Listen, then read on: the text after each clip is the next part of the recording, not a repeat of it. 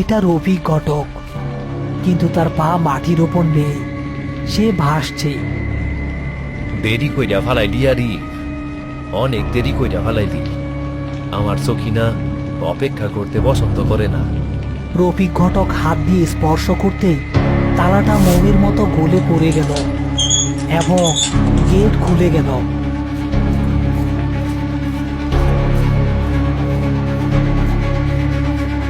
আরিফ এবং সেলিম লাশ নিয়ে কবরের পাশে দাঁড়ানো। কবরটা স্বাভাবিকের চেয়ে অনেক বেশি গভীর।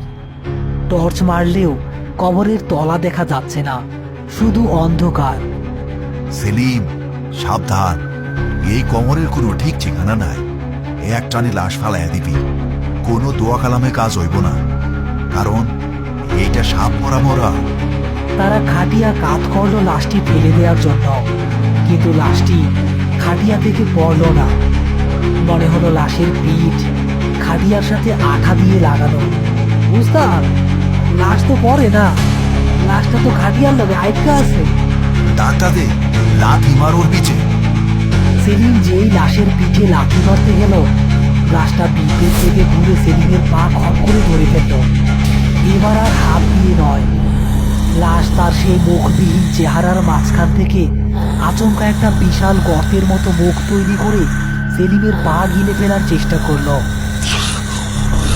আহ উস্তাদ, উস্তাদ, ও আমারে খাইয়া ফেললো, আমার পা গেল। ইয়া আল্লাহ! আরিফ দেখল পরিস্থিতি নিয়ন্ত্রণের বাইরে।